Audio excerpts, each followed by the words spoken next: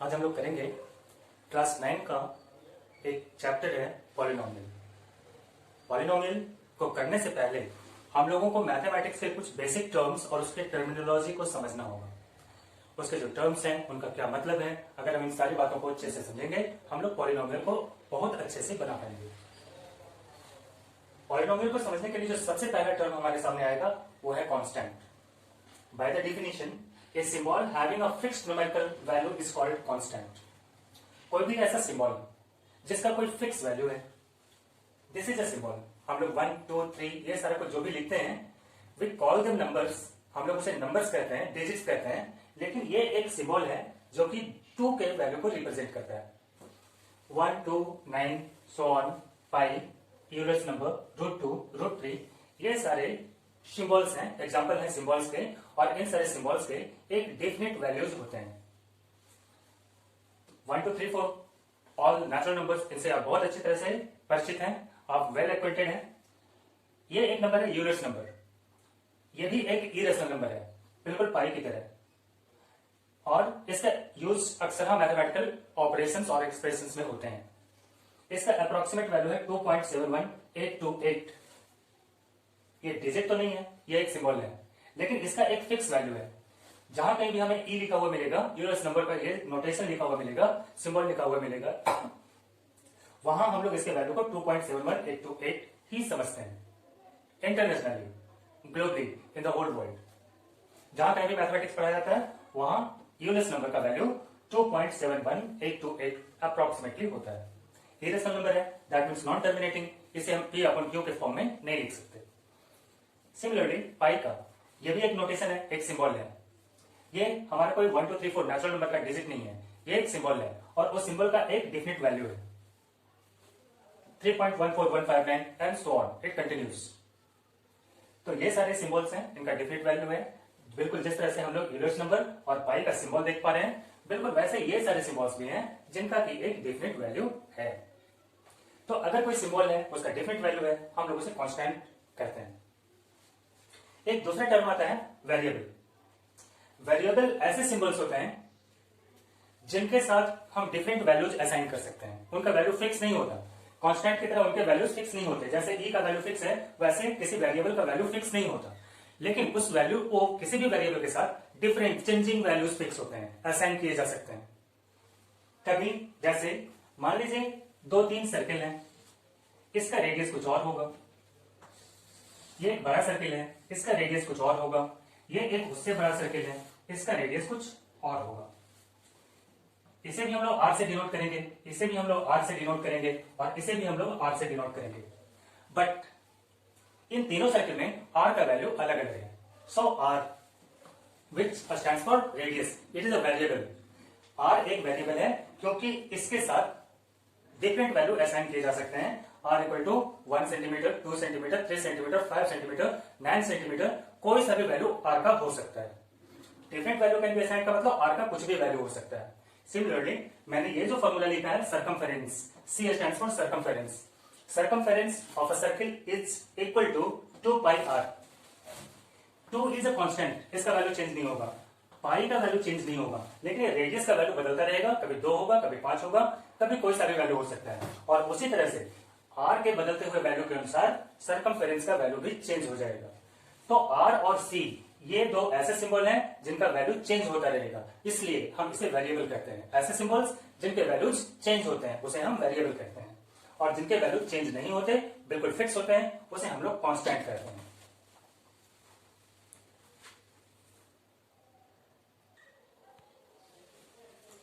Board पे मैंने एक एग्जांपल लिखा है 2x² - 5x + 5/y + √2। It is a combination of constant and variables. y variable है, x वेरिएबल है, x² वेरिएबल है, 2 5 5 √2 ये सब कांस्टेंट है, फिक्स सिंबल्स है। इनका एक कॉम्बिनेशन है। कॉम्बिनेशन कैसे बना? मैथमेटिकल ऑपरेटर्स का हमने यूज किया। मैथमेटिकल ऑपरेटर्स कौन कौन होते हैं? प्लस, माइनस, जितने भी मैथमेटिकल सिंबल्स होते हैं they are called mathematical operators. तो minus, plus, division sign, 5x का मतलब यहाँ पे मल्टीप्लाई का साइन छुपा हुआ है, तो मैथमेटिकल सिंबल्स की मदद से मैथमेटिकल ऑपरेटर्स के द्वारा कंबाइन किए गए कांस्टेंट और वेरिएबल, इनका जो कॉम्बिनेशन बनता है उस कॉम्बिनेशन को हम लोग अलजेब्राइक एक्सप्रेशन कहते हैं। अलजेब्राइक एक्सप्रेशन में combination of constant and variables होते हैं and they are combined together, they are connected together with the help of mathematical operators. ये अलजेब्राइक एक्सप्रेशन का डेफिनेशन है। पॉलिनोमियल भी अलजेब्राइक एक्सप्रेशन से मिलते जुलते हुए होते हैं, लेकिन उनमें थोड़ा डिफरेंस होता है, उसे हम इसके ठीक बाद समझेंगे।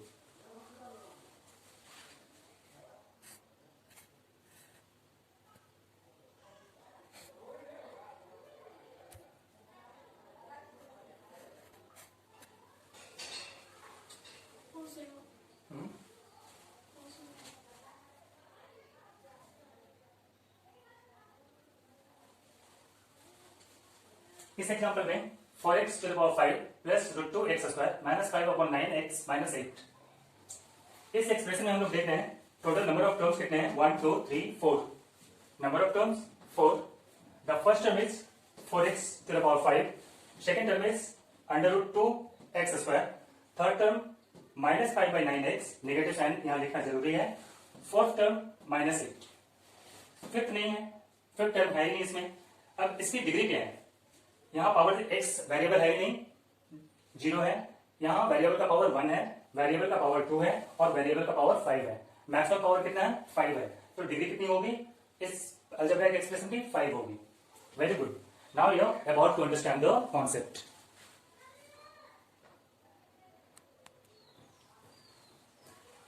आपके सामने मैंने पॉलिनोमियल का डिफिनेशन लिख दिया।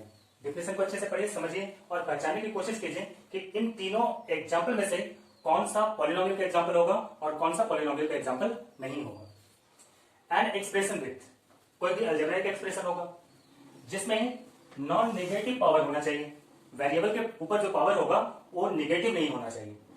और क्या होना चाहिए, वेरिएबल के ऊपर जो पावर होगा उसे इंटीजर होना चाहिए।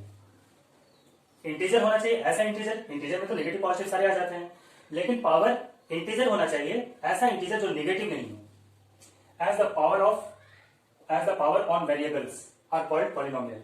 अगर कोई ऐसा अलजेब्राइक एक्सप्रेशन है जिसके वेरिएबल के ऊपर का जो पावर होता है वो नॉन नेगेटिव हो और इंटीजर हो, अगर ये दोनों कंडीशन को सेटिस्फाई करता है तो वो पॉलिनोमियल होगा, नहीं तो पॉलिनोमियल नहीं होगा। अलजेब्राइक एक्सप्रेशन में ऐसा कोई कंडीशन नहीं है, ये तीनों अलजेब्राइक एक्सप्रेशन है, लेकिन ये तीनों पॉलिनोमियल नहीं है। पावर नेगेटिव हो, पावर पॉजिटिव हो, पावर इंटीजर हो, पावर फ्रैक्शन हो, कुछ भी होगा वो अलजेब्राइक एक्सप्रेशन होगा। लेकिन पावर पॉजिटिव इंटीजर हो, नेगेटिव नहीं हो, तब वो पॉलिनोमियल होगा। अगर इंटीजर ही हो, फ्रैक्शन नहीं हो, तब वो पॉलिनोमियल होगा। हम लोग इस डिफरेंस को फिर से समझेंगे। यहां हम लोग देखते हैं एक्स स्क्वायर, वेरिएबल पे पावर क्या है, नॉन नेगेटिव है, ये पॉजिटिव है तो नॉन नेगेटिव है, और इंटीजर भी है बिकॉज 2 इज इंटीजर। एक्स पर पावर 1 है, ये भी नेगेटिव नहीं है, पॉजिटिव है और इंटीजर भी है। 2/x, ये एक्स पर पावर कितना हो जाएगा, एक्स पर पावर नेगेटिव है, this is equal to x square plus 2x plus 2x to the power -1। अगर इसे हम और सोल्व करें तो ये वैल्यू हमारा ऐसा आने वाला है, x पर पावर है -1, ये -1 नेगेटिव है, इससे ये एक पॉलिनोमियल नहीं होगा। ये अलजेब्राइक एक्सप्रेशन तो होगा लेकिन पॉलिनोमियल नहीं होगा। यहां पे पावर ठीक है 2, यहां पे x पर पावर 1 है, ये भी सही है, लेकिन यहां अगर हम इसे सोल्व करेंगे तो हमें मिलेगा x square plus 2x plus 2 into x to the power 1/2। 1/2 fraction है, इंटीजर नहीं है। पॉजिटिव तो है लेकिन फ्रैक्शन है, इंटीजर नहीं है। तो अगर इंटीजर होगा और पॉजिटिव होगा तभी वो पॉलिनोमियल हो सकता है। दैट मीन्स ये भी पॉलिनोमियल का एग्जांपल नहीं है। अब हम लोग ये थर्ड एग्जांपल को देखते हैं। एक्स स्क्वायर, एक्स का पावर पॉजिटिव है, इंटीजर है, x to the power 1 positive है और इंटीजर है। 5 पर पावर 5 में वेरिएबल है ही नहीं, दैट मीन्स इसमें वेरिएबल पे पावर 0 है। तो यहां भी नॉन नेगेटिव इंटीजर है, यहां भी नॉन नेगेटिव इंटीजर है, इसका मतलब ये पॉलिनोमियल है। तो पॉलिनोमियल को अच्छे से पहचानने के लिए हम लोग इस 2 कंडीशन को याद रखेंगे, नॉन नेगेटिव होना चाहिए और इंटीजर होना चाहिए, फ्रैक्शन नहीं होना चाहिए। अगर ये दोनों कंडीशन सेटिस्फाइड होते हैं तो वो एक पॉलिनोमियल होता है। जबकि अलजेब्राइक एक्सप्रेशन इस तरह का लिखा हुआ कुछ भी होगा वो सब के सब अलजेब्राइक एक्सप्रेशन के कैटेगरी में आते हैं, और यही पॉलिनोमियल और अलजेब्राइक एक्सप्रेशन के बीच का बेसिक और सबसे इंपॉर्टेंट डिफरेंस है।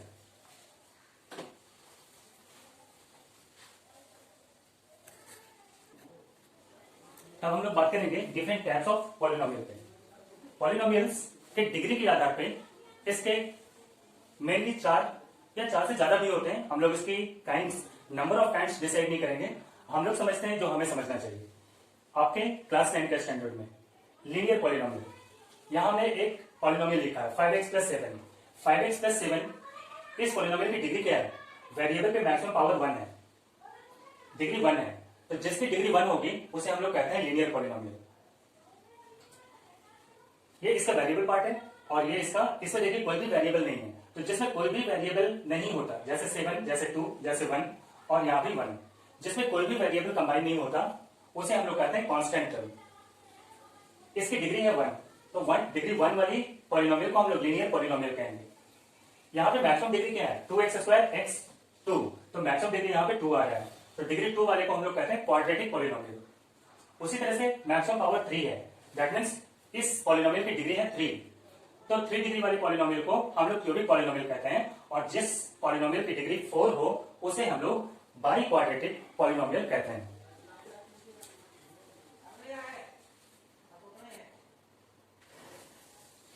इसके पहले हम लोगों ने किया था on the basis of degree. On the basis of degree polynomials were linear polynomial, quadratic polynomial, cubic polynomial and by quadratic polynomial. Now on the basis of number of terms, उस polynomial में जितने number of terms हैं उनके अनुसार भी हम polynomial के अलग अलग नाम रखते हैं। For example, first polynomial is 5x, number of terms कितने हैं? 1। अगर सिर्फ एक नंबर ऑफ टर्म्स ओनली 1 है, सिर्फ एक ही टर्म है, तो उसे हम लोग कहते हैं मोनोमियल। सेकंड एग्जांपल है 5x² + 5x, number of terms है 2, तो 2 टर्म वाले जितने भी पॉलिनोमियल होते हैं उसे हम लोग कहते हैं बाइनोमियल, और 3 टर्म्स वाले जितने भी पॉलिनोमियल होते हैं हम लोग उन्हें कहते हैं trinomial. We are studying different kinds of polynomial.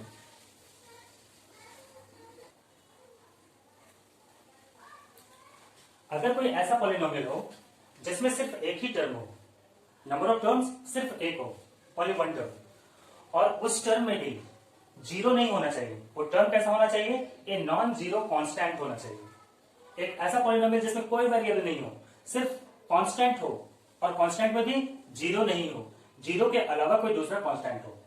Example 5 pi e 1 2 anything, कोई सा भी कांस्टेंट वैल्यू। कभी कभी a b c p इन्हें भी कांस्टेंट के रूप में यूज किया जाता है, लेकिन अगर a b c या p ऐसा कुछ लिखा हुआ होगा तो उसे ये भी साथ में लिखा हुआ होगा, इंस्ट्रक्शन दिया हुआ होगा कि a b c ये नॉन जीरो इंटीजर्स हैं। ये नेगेटिव नंबर्स भी हो सकते हैं, माइनस भी हो सकता है, प्लस भी हो सकता है, कुछ भी हो सकता है। नॉन नेगेटिव या इंटीजर्स हो सकते हैं, फ्रैक्शंस हो सकते हैं, कुछ भी हो सकता है, कोई सा भी वैल्यू हो सकता है, बस उसे कांस्टेंट होना चाहिए और जीरो के बराबर नहीं होना चाहिए। इस कंडीशन में इन्हें हम कहेंगे, इस तरह के पॉलिनोमियल को हम लोग कांस्टेंट पॉलिनोमियल कहते हैं। कांस्टेंट पॉलिनोमियल के 2 कंडीशन है, उसमें सिर्फ एक ही टर्म होना चाहिए और उस टर्म को कांस्टेंट होना चाहिए और उसे जीरो के बराबर नहीं होना चाहिए, तो उसे हम लोग कहेंगे कांस्टेंट पॉलिनोमियल।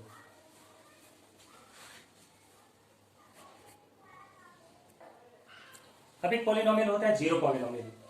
जीरो पॉलिनोमियल एक ऐसा पॉलिनोमियल होता है जिसमें सिर्फ एक ही टर्म होता है और वो टर्म भी सिर्फ जीरो हो सकता है, जीरो के अलावा और कुछ भी नहीं हो सकता। तो ऐसा पॉलिनोमियल जिसमें एक ही टर्म हो और वो टर्म जीरो हो तो उसे हम जीरो पॉलिनोमियल कहते हैं। अब इससे रिलेटेड, कांस्टेंट पॉलिनोमियल और जीरो पॉलिनोमियल से रिलेटेड एक क्वेश्चन और आ सकता है जो आपको परेशान कर सकता है अगर आप नहीं जानेंगे। Degree of zero polynomial. अगर कोई भी आपसे डिग्री ऑफ जीरो पॉलिनोमियल पूछे तो आपका एक ही आंसर होगा नॉट डिफाइंड, क्योंकि जीरो पे हम कुछ भी पावर देंगे उसका वैल्यू जीरो ही आएगा। Degree of constant polynomial, degree of constant polynomial हमेशा जीरो होगा। Degree of zero polynomial infinite and degree of constant polynomial zero. ये थे पॉलिनोमियल से रिलेटेड कुछ बेसिक कॉन्सेप्ट। इसके बाद हम लोग एक्सरसाइजेस करते चलेंगे और आगे नए नए कॉन्सेप्ट सीखते चलेंगे।